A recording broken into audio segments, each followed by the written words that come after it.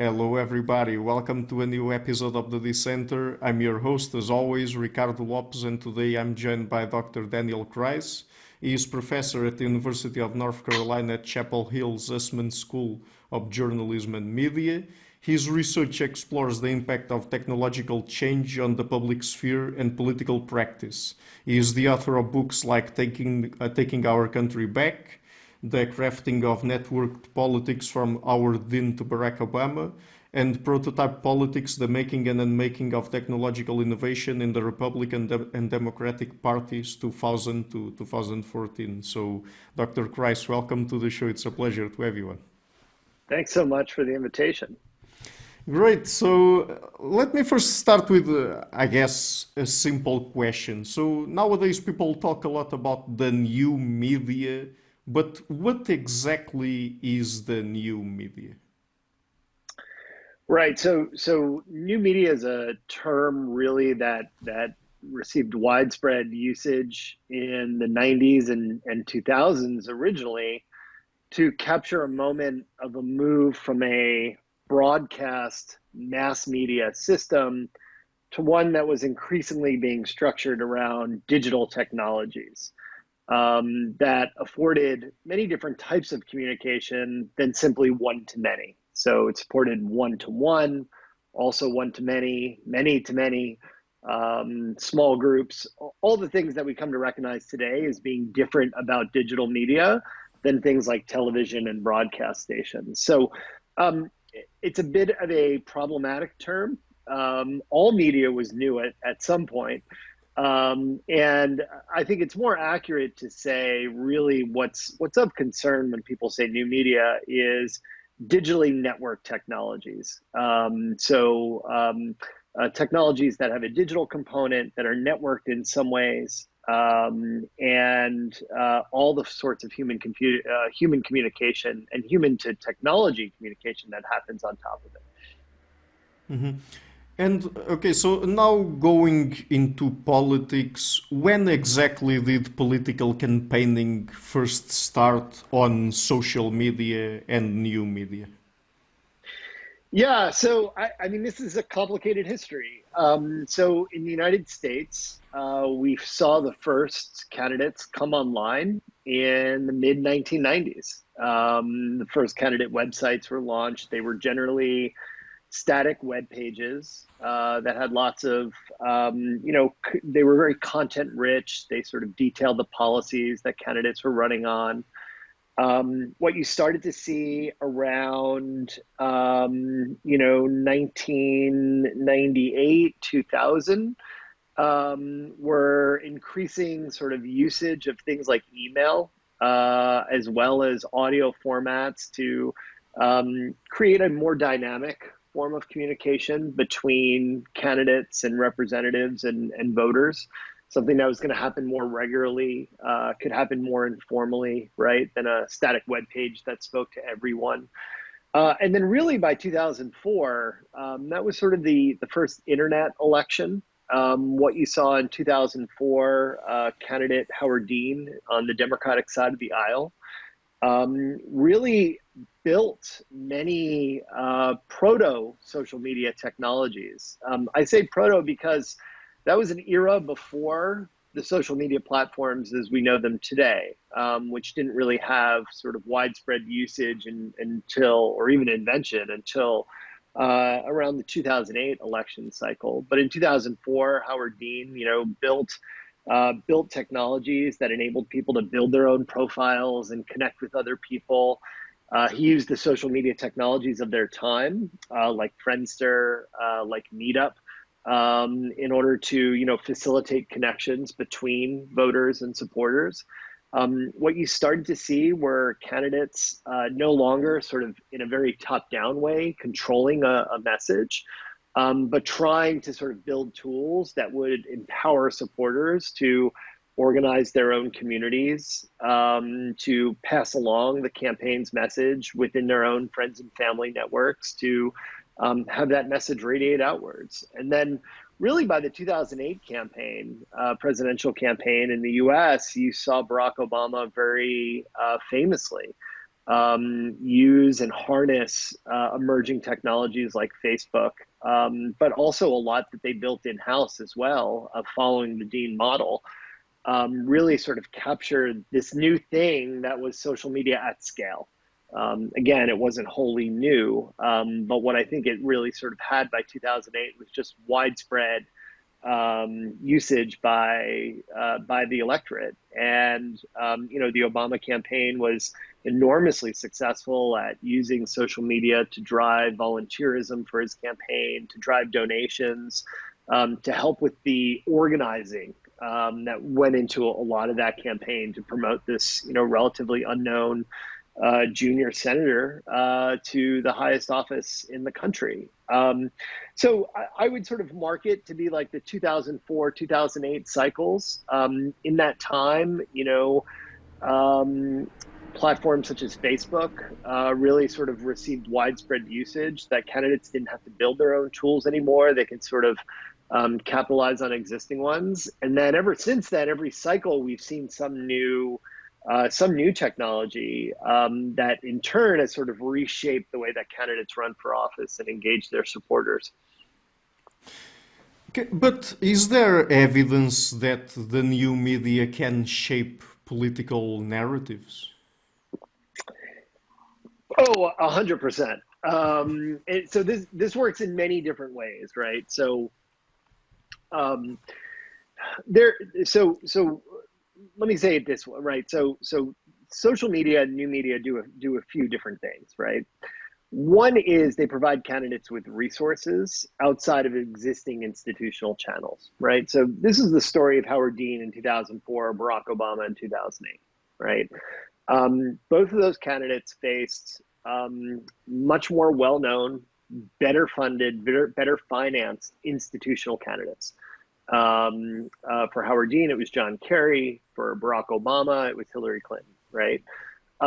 What social media and digital media enabled these candidates to do was in part to route entirely around the political party and use technology platforms, either the ones that they built or the ones that they used, to do things like raise money and to engage volunteers. There's simply no way that Howard Dean could have raised $50 million over the course of 1 month, over the course of the primary campaign in 2004 without the internet. And there was no way that Obama could have raised $50 million in 1 month alone 4 years later in the course of running his primary campaign if it wasn't for digital media. The fact is, technologies like mass media are just very expensive. Obama would have had done thousands of press interviews, raised money for lots of ads, and then relied on people to go and write a check and then mail it in, right? The internet provided a very potent way to get your message out and to raise money. So that's the first thing. The second thing, I think, we saw very fully on display in the US, and there's lots of examples around the world, Bolsonaro in Brazil, for instance, but ways in which elected officials, political elites, and candidates can use social media in order to set the agenda of the professional press. Again, the most famous case here is Donald Trump. We have really robust social science evidence that shows us that every time Trump tweeted, it would set the agenda for the entire media ecosystem. Journalists would write about what Donald Trump was tweeting about. Partisan media would write about what Donald Trump was writing about. Sometimes, that also meant the mass of citizens as well, but oftentimes they were one step removed, right? But then would see, right, the agenda setting that was being done by the president. So it absolutely can be used as a tool to set the agenda of the professional press. It's been done in very effective ways by people like Donald Trump, who have looked to use social media in order to shape the dynamics of the media ecosystem to his advantage. So we have, very robust evidence of that. I would say a third way is that what we've seen a lot in very recent research, particularly on right-wing extremism, are ways in which digital technologies are used by actors on the right in order to set the agenda also of the mainstream press and the sort of legacy public sphere. So my colleagues at the Center for Information Technology and Public Life such as Alice Marwick, Francesca Tripodi, have sort of documented time and again how right-wing propaganda or fake news or fake information will often start to appear on very fringe sites in the far right. And then it would start to get taken up maybe by a little bit more of a legitimate outlet like Breitbart, and then it would get covered by Fox News. And then by the time Fox News was talking about it, that then was also then setting the agenda of ABC and CBS and CNN, including, right, what the president was saying when Trump was in office, right? So what we would see is that social media and digital media provided new avenues for these sorts of influence campaigns. Last, I'll just say this. I would be remiss to answer your question and not mention also the extraordinary power that social movements have had when it comes to harnessing digital and social technologies. Look no further than Black Lives Matter, which was fueled and powered by thousands of activists around the country, filming, discussing, amplifying film, including direct eyewitness videos of acts of police brutality, amplifying that, using that as a tool for accountability, creating hashtags and memes and other forms of culture in order to give it more visibility to the point when people who are powerful could no longer ignore it. So that's another way that activists, I think, and social movements in turn have sort of harnessed these new tools to shape narratives and the very definition of what we see as public problems. Mm-hmm. Do we know if digital media influences specifically voting behavior? Yeah, this is a harder one causally to sort of tease out. And, political scientists for a really long time have sort of been taking up this question. We have very limited evidence, for instance, for the effects of political advertising, for instance, delivered on Facebook and Google.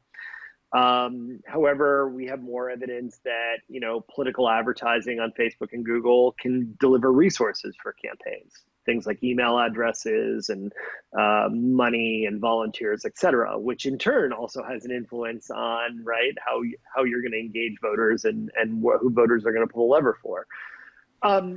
I would say that, there's lots of indirect effects of digital and social media on voting behavior. Just simply because it's part of the very fabric of the ways that we engage in political communication today. There's no online and offline, there's no social media that's not sort of woven into the very fabric of democracy. So it literally is just another battleground for what candidates do and what they say. Think about it this way, right? Like all the major newspapers in the US and often around the world are also distributing their information on social media platforms to be shared, right? So therefore, social media has an effect, an indirect effect, because they shape attentional dynamics and they shape sharing and access, right? But they also enable their users to have comments inserted around it, right? But that's a dominant way people are receiving their political communication now. So it absolutely has an effect in some way. And that's why candidates spend so much time, money, and energy to try to set the agenda and use these platforms to shape potential and issue dynamics in the digital public sphere, sort of broadly. So so if I had to boil it down, digital and social media matter for the information that voters have, for the frames that they encounter in the course of an election cycle about what candidates are running on and which actions are good or bad, et cetera. It matters for what voters actually see in terms of topics and issues discussed and what is not discussed. And it also matters because it provides the very fabric within which so much news and information and commentary and political opinion gets circulated and gets distributional attention. So for all those reasons, it absolutely influences how people vote. But are there lots of other things too? 100%, right? People's partisanship, their social identities, their economic class, the various coalitions in the two parties, the state of the economy, perceptions about the state of the economy, big issues like immigration and terrorism and abortion. All those things matter too, right? So it's not to say that social media is the key determinant, but it is the forum within which all those other things get debated and contested. But still related to voting, I mean, are there issues regarding voter privacy in this era of digital media? Yeah, 100%. So in the US, we do almost nothing on privacy ever. So there's a lot of issues. The EU and various countries within the EU have gradually been expanding, their legislative frameworks about sort of how they're going to regulate the ways that data gets used. But let me outline sort of the big potential issues, right? For one, there's just vast amounts of data on every member of the electorate, pretty much in every contemporary democracy around the world. And that data takes a few different forms. One important source is simply what voters themselves give up. So anytime someone's knocking on your door to canvass you, or making phone calls in the context of an election, or you attend a political rally and somebody interviews you there, or get your name and email address and phone number, all that makes its way into a political database somewhere. A second category of data is data, at least in the US, that states make available to candidates for office, which is public data. So which party are you registered to? What's your address? Oftentimes other public records like, Division of Motor Vehicle records or real estate records sort of make their ways in this database. Your turnout history, party registration, all this stuff gets provided to candidates as well. And then the third big piece, and I think this is something where the EU has been out in front trying to regulate, is data that comes from social media platforms, right? So, Facebook, for instance, has a vast trove of data on every American citizen that uses the service, and often people who don't. And that's true for many other countries around the world. That data exists around things like likes and shares of certain content, various aspects of people's user profiles, their engagement, etc.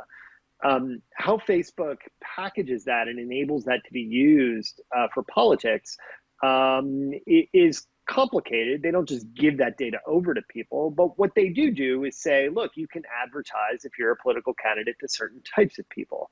Or far more commonly, campaigns will come to Facebook and say, look, I have a list of voters and I want to reach other voters who are like them, right? And what Facebook can help do is facilitate that interaction so that people can get their message out to those sorts of people.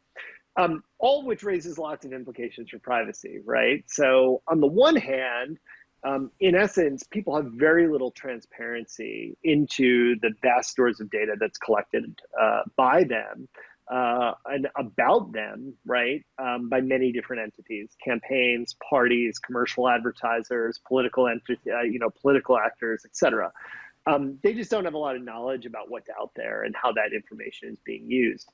A second, and I think you see a lot of fears in this, is that particularly around things like Cambridge Analytica, right, which is sort of the big UK-US scandal of the use of Facebook data to target voters around Brexit, and then in the context of the 2016 US election campaign, that idea that data could be used to personalize certain political messages to have voters vote against their interests. We have very little direct evidence of that actually happening, both in Cambridge Analytica, but that even it's possible to do that. Think about personalizing many messages at scale. It's just infeasible. However, it is true that these vast data stores are just bought and sold on a market. We don't really know what they're used for and why they're used. And it does raise all sorts of questions for ways that it could be misused or used in ways that cuts against somebody's interest. The third big area of concern, and a lot of scholarship has sort of raised this as being a potential concern over the years.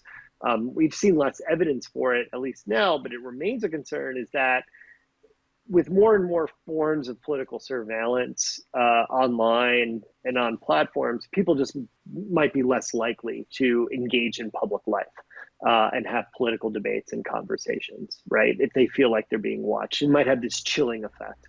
on political speech because people might not want to be outed politically in front of their employers or their friends or their family.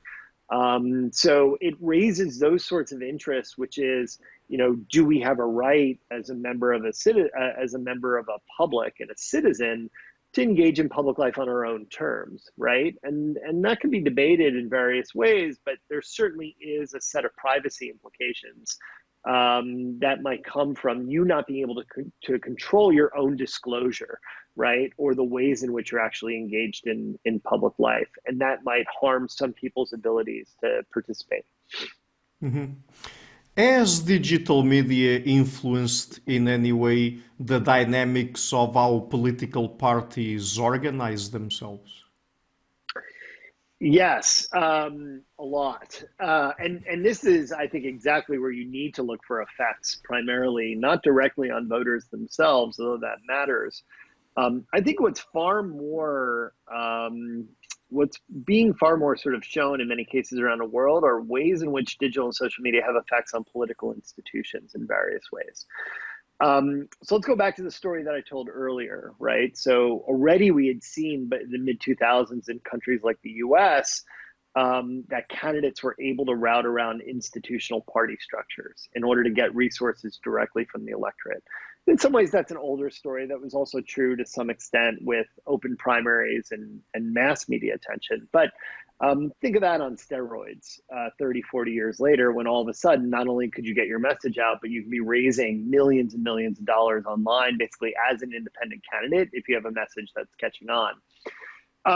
All well and good when that's in the service of democracy.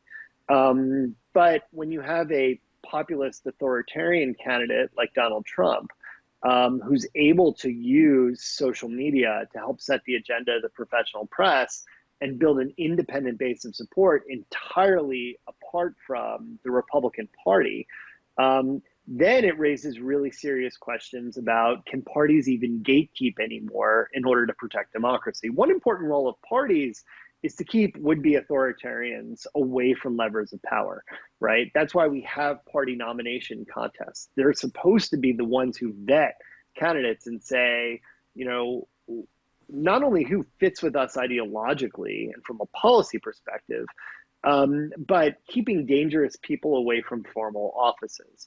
And arguably in 2016, that was the biggest failure of the Republican Party, and one that showed the power not only of these media dynamics, but especially of social and digital media dynamics that helped Trump rise to the presidency, and prevented Republican Party establishment gatekeepers to keep him away from office, because they just couldn't coalesce around a candidate.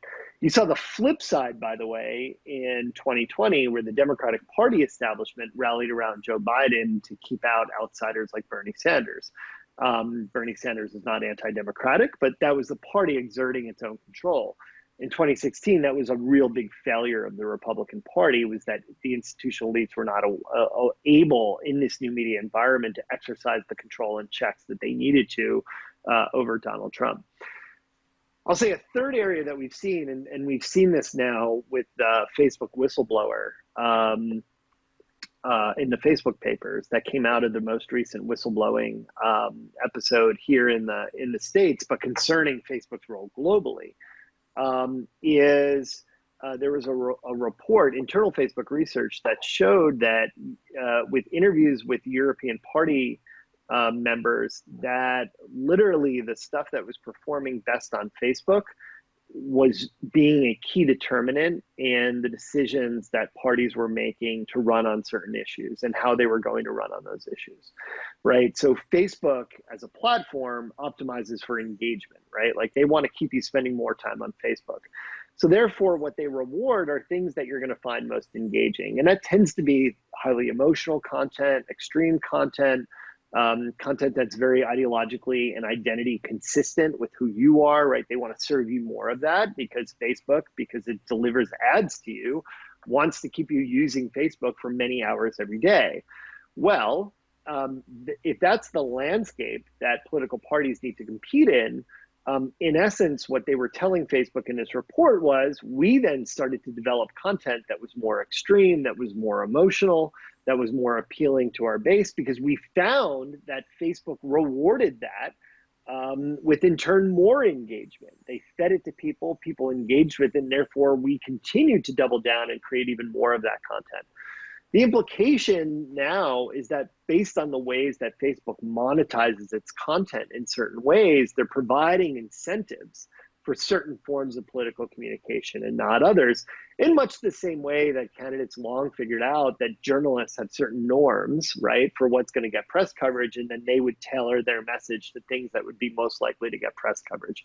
It's often not the sober policy analysis, right? That's the stuff of the hard work of governance in democracy, right? These are issues, these are trade-offs, right? It tends to be the most performative and highly emotional and engaging content that gets rewarded. And in that way, platforms are shaping the very dialogue that exists within public life and public space. Mm-hmm. So another big topic of your work, something you're very interested in, is how changing media environments impact the organization and practice of journalism. So did that also happen with the advent of digital media? Yeah, absolutely. So that, there's a corollary story there, right? So as platforms in particular, Facebook and Google, become literally the choke points for much of public communication itself, in essence, every journalist had to be disseminating their wares on Facebook and Google.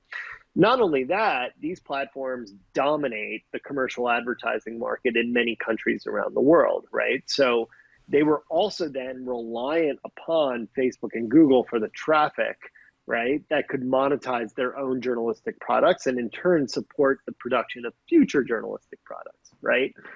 So what we've seen is that journalists have had to adapt to this new platform era. So oftentimes you'll hear critiques of things like clickbait headlines, right?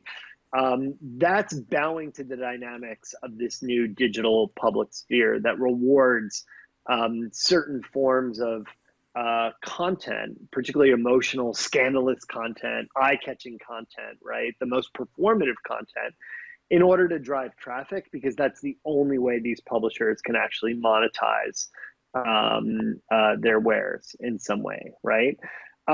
We've seen these journalistic organizations have to continually adapt to ways that the platforms have of working. So you often see, for instance, like when Facebook started to reward video, journalism organizations pivoted to video. When Facebook rewarded certain other forms of content or the formatting content, they would have to position themselves in this way. We've often seen journalistic organizations caught in the web of Facebook's digital advertising policies. So if they put restrictions on political ads, for instance, journalists often get caught up in that too. So they're not even able to advertise in the ways that they might want to advertise. The broad story is platforms have become more powerful vis-a-vis many other institutions in society, especially journalists, because journalists just have less revenue available to them than they've had in the past.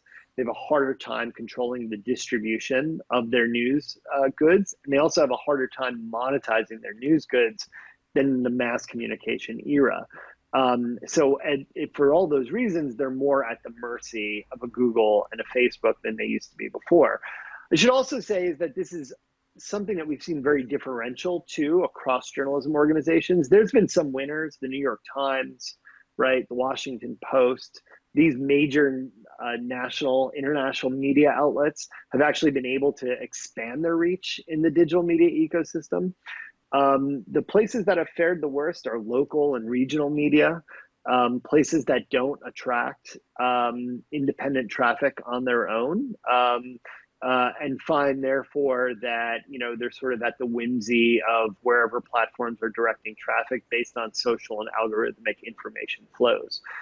What that's done is further intensified a push in countries like the US to nationalizing our politics, while sort of hollowing out more local information ecosystems.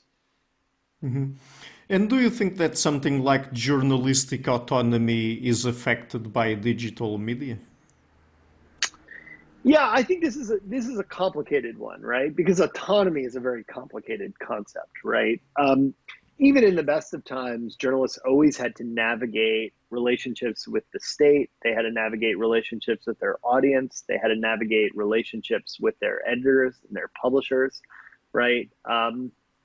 Even if there were firewalls between what was happening on the editorial side and the business side, journalists were still writing for certain audiences and writing with other colleagues in mind and writing relationally for their understanding of the political system that they were also dependent on, as well as the commercial systems they were, dependent on.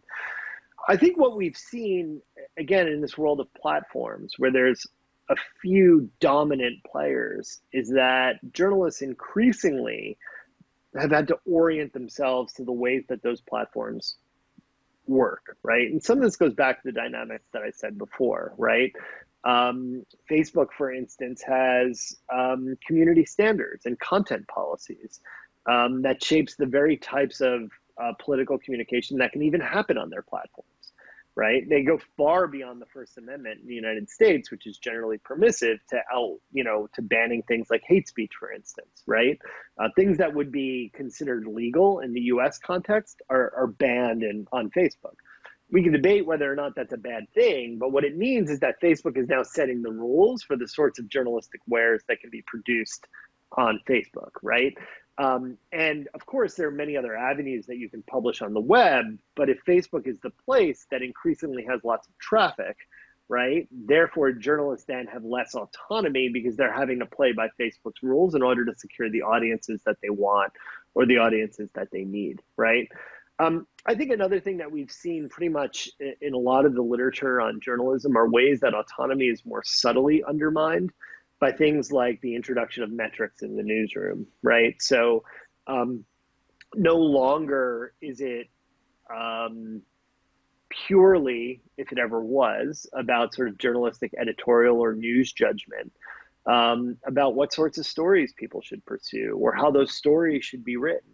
Now, increasingly, it's that professional judgment and editorial judgment that sits side by side with an instantaneous evaluation of how certain stories are performing when it comes to web traffic. And again, that's because it's also tightly coupled to revenue streams, right? That means more clicks and more eyeballs means more revenue, commercial advertising revenue. But it's also because newsrooms have an incentive that their products that they put into the world receives the widest possible reach possible. So journalists, whether they realize it or not, are being incentivized to produce certain forms of content as opposed to others. A great sort of example of this shift is to think about in the older days, although it's still very culturally valued, like making the front page of the newspaper was a really big deal if you were a journalist, right? That was the lead story of the day, the ones that your editors and that publication judged as being the most publicly important, right? Now making the homepage of a website is a mix of that professional judgment, but also things that are performing well online that are increasing its reach and getting that outlet more attention and more coverage, right? Not to mention all the ways that journalists, too, are now expected to be full-fledged participants on social media. So, journalists who are out there writing for the New York Times or they're writing for The Guardian, et cetera, are also expected to be promoting those stories on Twitter, to be posting about them on Facebook, maybe to be appearing on podcasts, right? So, it's all those ways that now journalists don't entirely have autonomy over the distribution of their stories. But now it's happening on a much broader media ecosystem that often in turn is requiring individuals, right, to sort of disaggregate themselves from the institutional newspaper or media outlet to sort of become their own brands for their own stories. Mm-hmm. Do you think there's any good solutions to the fact that nowadays there are many journalists and media outlets out there who have less revenue than before? The best solution is the most politically unworkable, which is we need more public subsidies for media, that insulate media from the market, that create zones of professional autonomy, to, be able to craft their own messages in a line and in accordance with the public's interest. That's not to say free from criticism, and I think that often public media institutions need to be much more inclusive and representative of the publics that they cover. But it still is better than commercial media with respect to the sorts of pressures that are put on journalists to produce, lowbrow content or content that is meant to sort of be scandalous to drive coverage in certain ways, right? So, and when I say lowbrow, I mean like whatever the latest scandal is, that is really kind of a distraction from the major issues that we face as a country, right? So I think so. So one solution would be trying to insulate them from some of those pressures and creating public subsidies to do so. We've seen various successes at things like nonprofit and community-based media startup over the years. I personally think that platforms should invest a lot more in journalism for their platforms. It strikes me that Facebook and Google are reliant on a healthy media ecosystem as much as the public is, right? Because if Facebook became nothing but a cesspool for all fake news, like who would want to be there, right?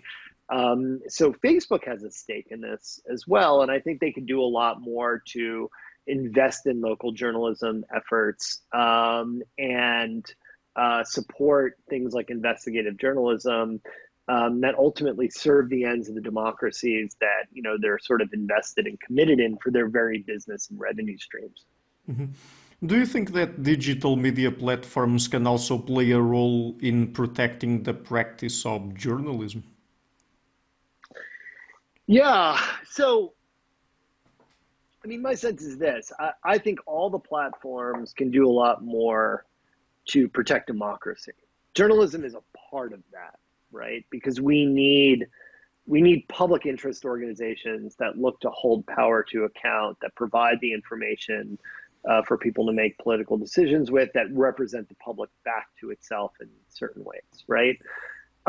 I think one thing that we've seen in the U.S. most saliently over the last year with sort of Trump and the transition, but also globally, and I think in some ways the U.S. has been a test case for how platforms are going to handle things like challenges and threats to democracy. How are they going to deal with elites? But I think we've seen the platforms have a very incoherent policy to how invested they are in democracy. And this comes from all sorts of things, like on the one hand, like the initial and very sort of long-standing reluctance to enforce content policies against people like Donald Trump, even as he was seeking to undermine the confidence in free and fair elections. It was only really when the threats became very clear, but almost too late, right, that Facebook and Google and Twitter started to take really drastic action to say, this isn't in the public's interest, that if we have a democracy frame on our policies, we actually have to take action against an elite here who's actually doing something to undermine, right, the conduct of free and fair elections and the peaceful transfer of power. We're seeing these tensions in many countries around the world, particularly with the rise of populism and fascism and right-wing authoritarianism, et cetera, as well as things like hate speech and growing hate speech in many countries. So I think platforms need to get far more robust in their content moderation policies. I think they need to have a commitment to defending democratic institutions, as well as the democratic public. I think they need race-conscious policies that account for things like differences in social status and social power. And ultimately, I think that what they need to do, and this goes back to what we talked about before, promote good information, right? So like, it's not enough to simply take down bad content, right? On the flip side of that, they should be promoting things that they judge as being good content. So, and again, this goes back to countries around the world. promote the content of election watchdogs and election administrators, promote the content of trusted state institutions that provide and organize public information around things like public health or vaccines. Proactively subsidize the work of journalists who are working in the public interest and have been judged by the platform to be producing reliable and credible information. It's not enough that they're allowed to exist, right? Or promote on Facebook and Google and Twitter, whatever else. They should be given a positive subsidy that increases their reach, particularly in times of need, right? So like right now we have a global pandemic and lots of misinformation about vaccines. It's not enough to take down anti-vaccine content, right? That's deemed to be by the platform uncredible. You have to then take the proactive step to then elevate positive content, right? By things like the World Health Organization or various other regulatory agencies or health agencies that exist within certain countries. This doesn't mean they always have to be heavy-handed about it. It doesn't mean they have to control everything that's out there. It does mean that they can give additional play to things that they judge as being reliable, including the work of journalists in the context of something like a democratic election. Mm-hmm. Do you think that contemporary news consumers are more demanding? They're demanding. So this is a tough question, right? I think on the one hand, they are more discriminating. So one of the stories that we've seen in the US, but also in countries like the UK, are ways in which social identity and status politics now shape many different political issues and now get mapped onto like partisanship and party affiliation in various ways, right? So what we've seen with that has been, as people now are better represented and better tied to their parties, they come to trust things that are identity reinforcing more and distrust things that run counter to their identities more, right? So it's sort of working as a dynamic on both sides. In the United States, what we've seen is the creation of a right-wing ecosystem over the last 70 years that in essence has produced an alternative to much of legacy institutional news and the press. So in that sense, they're more demanding because they want things that better fit their ideologies and their identities and their interests, their political interests, right? And therefore, they're going to turn to media that performs that for them, whether that's Fox News or whether that's Breitbart or One America News or other outlets that sort of exist within this larger conservative media sphere, talk radio, et cetera. On the flip side, right, I think that what you see is the thing that we talked about, the dynamics that we talked about before. Given the dynamics of social media and what gets incentivized, people are more demanding in terms of content that they want to engage with and spend time with, right? So in a high choice media environment, what it means is that people can choose to consume only the stuff that they're most interested in or opt out of news entirely. The reality is people have many different choices for what to do with their lives, and therefore they can choose to, opt out entirely from any news and public affairs coverage, or only choose things that's already going to fit their own worldview in certain ways. So in that sense, I think much more demanding because they have much more choice. So it's much more of a buyer's market in the sense that there are many different alternatives. If you don't like what's in the New York Times, there's CNN and there's The Guardian. I mean, you have an international news sphere to choose from. But on the flip side, those choices often get made in accordance with people's political and other social identities in terms of what they're going to find most engaging and most trusted. Mm-hmm. So changing topics now and moving to the last topic of our interview today, does partisan identity shape how we see candidates from different parties? Yeah, so that provided a very nice transition point onto this area. But one of the things that we've seen in the United States, really in the post-civil rights movements, we're talking about from the 1960s, 70s, 80s on, is what political scientists call sorting, the social sorting of the electorate. In essence, we have two mega parties in the US that map onto various social groups. So the Republican Party is generally whiter, it's more religious, tends to be wealthier, it's more suburban and rural, it's richer. The Democratic Party tends to be more secular, more clustered and built around cities. It's more multi-ethnic and multiracial. Tends to be poorer on the whole than the Republican Party, and tends to, sort of be more of a multi-identity, multi-ethnic, multiracial coalition in various ways. With that, these very stark differences between types of people now become mapped onto their partisan choices. And this is what's driven a lot of concern among political scientists in that the choice of who you're voting for is much more significant now when it means that you're choosing between somebody who not only represents you politically, but you socially, your way of life, versus somebody who doesn't, right? So there's a lot of concern. That's what's sort of being driven there, is that people are now voting on the basis of their social identities. That means that even if Americans agree on any number or range of policy choices, our politics have grown just much more acrimonious because the two parties represent very different people. And you can look and find there are versions of this in every country, even in multi-party systems. So for instance, a lot of good political science work in the UK around Brexit found that, the Brexit forces tended to be white Britons who were deeply, deeply concerned with the social status of white Britons in the face of immigration, right? And saw their status and their political status and economic and cultural status sort of under threat, right? So you see this playing out in many countries around the world.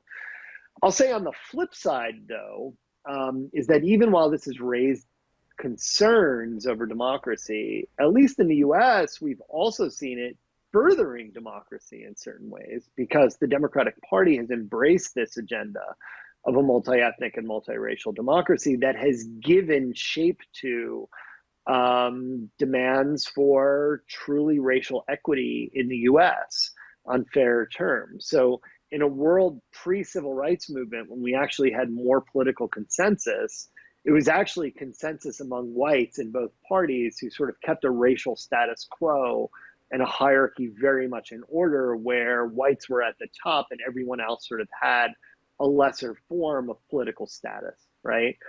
Across any one of a number of dimensions. Now you see the Democratic Party in the US being the institutional vehicle for a true push to social and political equity. So that's actually furthering democracy in various ways, even as it's driving the cross-party pressures to be even more sort of heightened and in greater tension. Mm-hmm. So one last question. When thinking about partisan identity, do you look at it mostly as a matter of beliefs and the specific content of people's beliefs, or is it mostly about socially signaling group allegiance or group identity or something like that? Yeah, so so there's various debates in the academic literature about this, right? And we have so many different terms for this. We have terms of ideological polarization, which is sort of related at the level of political attitudes and policies. We see terms like social polarization, which is the differences between people's identities. We see, various other terms we see moral polarization, for instance, which is at the level of values. So there are many different dimensions that this is taking shape on. But broadly, I would say that it tends to be driven by certain social status groups, right? So the certain social identities that you're a part of, their group position is what's being defended. And that maps onto policy sometimes not, right? Sometimes that maps onto a bigger set of cultural arguments, like people want to elect somebody who they feel like is going to represent them culturally, even if there's not a specific set of policies that might flow from that. But I think it's really the fundamental underlying dynamic is a contest over social status for these various social groups, especially race and ethnicity in the United States, class in other countries, gender, et cetera. But it's that idea that people have social identities that maps onto social status. And what is forming the basis of politics are these fundamental conflicts over the social status of various groups. And that can be represented in various ways, culturally, economically, policy-wise, et cetera. But that's that fundamental driver, is that story of who we are vis-a-vis other groups and where do we fit in some sort of social hierarchy. Mm-hmm. Very well. So, Dr. Kreiss, just before we go, where can people find your work on the internet? Yeah, so my website has links to lots of my papers and my public writing, danielkreiss.com. The UNC Center for Information Technology and Public Life is the center that I'm a part of. We have a world-class group of researchers, and we're constantly putting out reports on a lot of the stuff that we touched on and talked about today. So that would be the other go-to point. Okay, so thank you so much for taking the time to come on the show. It's been a real pleasure to talk to you. Thanks so much for having me. Hi guys, thank you for watching the interview until the end. If you like what I'm doing, please consider supporting the show. It's thanks to people like you that it keeps running. I will leave links in the description box to Patreon and PayPal. Any amount, even just $1 per month, would already be a great help. Otherwise, and if you like what I'm doing, please share the interview, leave a like and hit the subscription button. This show is brought to you by Enlights, learning and development done differently. Check their website at enlights.com. I would also like to give a huge thank you to my main patrons and PayPal supporters, Karen Litska, Anne Blanchett, Pererga Larsen, Lau Guerrero, Francis Ford, Hans Frederick Sunder, Ricardo Vladimiro, Craig Healy, Adam Kessel, Olaf Alex, Jonathan Wiesel, Jacob Klinkby, Matthew Whitting, Bernardo Wolf, Tim Hollacy, Enrique Lenia, John Connors, Paulina Barron, Philip Force Connolly, Jerry Mueller, Herbert Gintis, Rutger Voss, Bo Weingard, Rebecca Newberger Goldstein, Dan Demetriou, Robert Windiger, Rui Inácio, Arthur Coe, Zup, Marco Neves, Colin Holbrook, Susan Pinker, Bernardo Seixas, Pablo Santurbano, Simon Colombo, Jorge Espinha, Phil Kavanagh, Corey Clark, Mark Blythe, Roberto Inguanzo, Michael Stormir, Eric Neumann, Samuel Andreff, Tiago Nunes, Bernard Ugni, Alexander Dunbauer, Fergal Cusson, Evan Bodrenko, Al Herzog, Don Ross, Jonathan Librant, Oslin Bullitt, Nathan Nguyen, Stanton T, Samuel Correa, Eric Hines, Mark Smith, J.W., João Eira, Tom Hummel, David Sloan Wilson, Yacila Des Araújo, Eden Solon, Romain Roach,